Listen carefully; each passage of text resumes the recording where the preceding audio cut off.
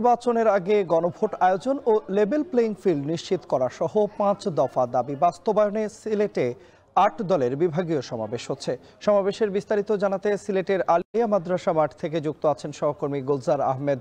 গুলজার, সমাবেশকে কেন্দ্র করে নেতাকর্মীদের উপস্থিতি কেমন দেখছেন এবং কি বলছেন তারা, বিস্তারিত জানাবেন। তন্ময়, দেখুন, এই মুহূর্তে আসলে সিলেটের যে আলিয়া মাদ্রাসা মাঠ লোকে লোকারণ্য দেখা যাচ্ছে এবং সকাল 11টার পর থেকেই মূলত সিলেটের আজকের যে বিভাগীয় সমাবেশ, অর্থাৎ 8 দলের সর্বশেষ বিভাগীয় সমাবেশে আমরা দেখতে পাচ্ছি ইতিমধ্যে কেন্দ্রীয় নেতৃবৃন্দ সহ প্রত্যেকটি ইসলামিক সমমনা দলের যে স্থানীয় নেতৃবৃন্দরা রয়েছেন, কর্মীরা রয়েছেন, তারা ইতিমধ্যে এসে উপস্থিত হয়েছেন। এই মুহূর্তে সিলেটের স্থানীয় নেতৃবৃন্দর পাশাপাশি কেন্দ্রীয় নেতৃবৃন্দ যারা আছেন তারা বক্তব্য রাখছেন। কিছুক্ষণের মধ্যেই হয়তোবা ডাক্তার শফিকুর রহমান, বাংলাদেশ জামাতে ইসলামীর আমির, এবং পীর সাহেব চরমুনায় যিনি আছেন মুফতি সৈয়দ মোহাম্মদ রেজাউল করিম, মাওলানা মামুনুল হক, বাংলাদেশ খেলাফত মজলিসের নেতৃবৃন্দ, তারা উপস্থিত হওয়ার কথা রয়েছে।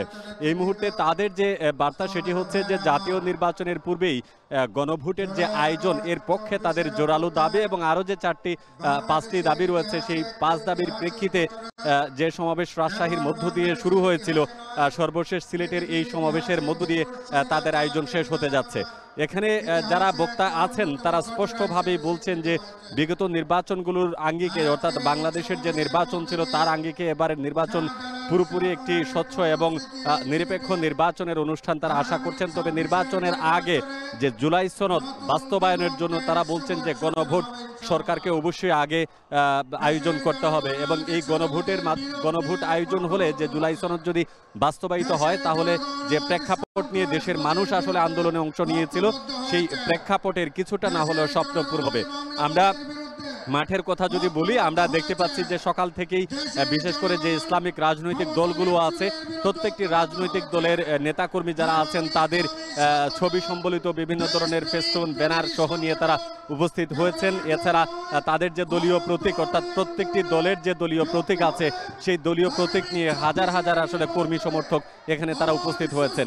এখানে নেতৃবৃন্দের পক্ষ থেকে যে বক্তব্য দেওয়া হয়েছে, তাদের দাবি হচ্ছে একটাই, যে কোনোভাবে হোক আগামী নির্বাচন যাতে সুষ্ঠু এবং অবাধ হয় এবং সবার অংশগ্রহণ যাতে নিশ্চিত থাকে, সেই দিকেই তারা বেশি দাবি জানাচ্ছেন। এবং পাশাপাশি তারা বলছেন এবারে বাংলাদেশের মানুষ আসলে যে ভোটের কথা চিন্তা করছে, আগের যে একদলীয় শাসন ব্যবস্থা ছিল, সেই একদলীয় শাসন ব্যবস্থা যাতে আর প্রতিষ্ঠিত না হয়, এর জন্য হচ্ছে যে তারা যে কোনোভাবেই হোক আগামী নির্বাচনটা তারা সুষ্ঠু এবং অবাধ নিরপেক্ষর দিকে তারা এগুচ্ছেন। এবং এখান থেকে কিছুক্ষণের মধ্যেই তাদের যে দলীয় প্রধান যারা আছেন তাদের বক্তব্য থাকবে, সেই বক্তব্যের মাধ্যমে আজকের যে তাদের বিভাগীয় সমাবেশ সেটি সমাপ্ত হবে। তো এই ছিল আমার কাছে সিলেটের যে 8 দলের বিভাগীয় সমাবেশ তার সর্বশেষ তথ্য।